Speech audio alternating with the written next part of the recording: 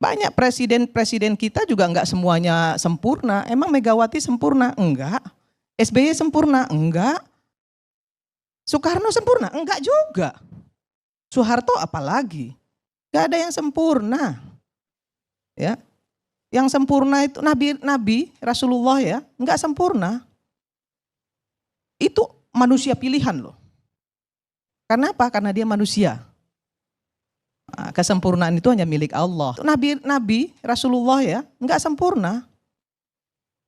Itu manusia pilihan loh.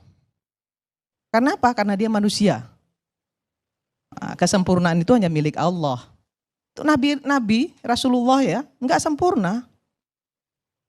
Itu manusia pilihan loh.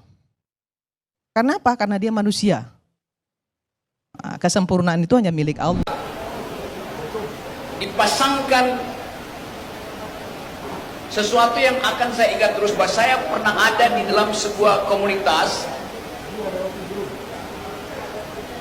kembang tanjung. Yang dikembangkan bukan sekedar silaturahmi, tapi akal pikiran. Yang dikembangkan adalah keinginan untuk merawat bangsa ini dengan keadilan. Jadi saya di sini minoritas, sangat minoritas. Tapi saya ingat bahwa Nabi Muhammad menulis naskah Traktat Madinah yang isinya adalah dalil tentang kesetaraan manusia, yang isinya adalah undangan persahabatan. Jadi sangat kontekstual yang diterangkan tadi oleh teman-teman, bahwa kita masuk dalam upaya untuk merefleksikan gaya berpikir, gaya batin, gaya politik dari Nabi Muhammad. Jelas Nabi Muhammad adalah seorang politisi.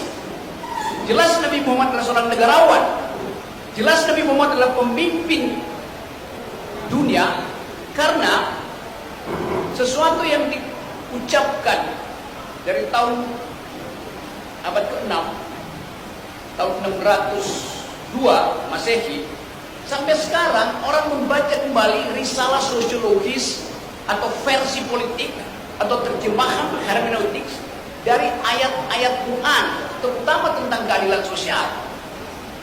Sekarang ada keresahan di dunia ini, desain apa yang memungkinkan manusia hidup berdampingan dalam status keadilan sosial. Ada kapitalisme, gagal. Ada komunisme, berbahaya.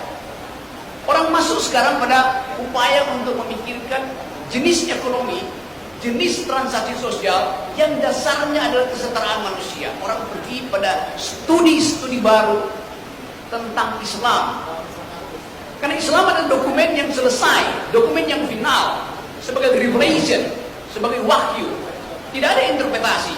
Setelah itu, 1 tahun setelah meninggalnya Nabi, naskah itu selesai dan tidak ada interpretasi lain. Jadi orang melihat betul bahwa secara tekstual Quran itu memuat secara sempurna, secara lengkap seluruh bayangan manusia tentang kehidupan pribadi, kehidupan dengan alam, kehidupan dengan akhirat, dan kehidupan bernegara. Jadi saya menganggap bahwa ini ada satu dokumen sosial yang jadi acuan ketika dunia mengalami fata morgana, mengalami ilusi tentang masa depan. Itu yang memungkinkan. Saya belajar filsafat Islam cukup lama, 5-6 tahun, dan sekarang masih baca tuh. Tapi yang unik pada kita adalah kalau kita mau refleksi tentang apa sebetulnya nilai kepemimpinan leadership dari Nabi Muhammad. Apa leadershipnya? Fakta pertama adalah kepemimpinan beliau terus menjadi model dari sepertiga umat manusia. Banyak sekali itu. Kalau sekarang 9 miliar, ada 3 miliar orang secara statistik yang menganggap bahwa desain keadilan sosial ada pada Islam. Kita punya Pancasila, tapi itu adalah kesepakatan kewarganegaraan yang interpretasinya masih macam-macam itu. Jadi saya senang di sini karena kita mampu untuk mengucapkan kembali dalil-dalil itu. Dalil pertama yang saya tahu, dan saya kira bagian yang paling penting tadi adalah perintah untuk berjihad. Berjihad artinya mengucapkan kebaikan dan menyelenggarakan kebaikan. Berjihad artinya menghalangi keburukan dan mengupayakan tidak bertambahnya kejahatan. Itu pekerjaan saya. Tetapi negara sering menganggap jihad artinya kekerasan. Jadi negara buta huruf terhadap interpretasi sosiologis, interpretasi perdamaian yang diajarkan di dalam kitab suci Al-Quran. Saya membaca banyak verses itu. Kita sekarang ada dalam upaya untuk memahami bagaimana mungkin kitab itu diturunkan pada seseorang yang buta huruf. Bagaimana mungkin kitab itu diajarkan dan diterima oleh sepertiga bangsa manusia. Artinya ada sesuatu yang sakral dan ada sesuatu yang masuk akal di dalam uraian-uraian tekstual Quran. Nah, bagian yang masuk akal ini yang bisa kita persoalkan. Mempersoalkan artinya membaca secara serius supaya kita bisa ambil saripati keadilan, saripati kebenaran, dan saripati kejujuran. Tadi di meja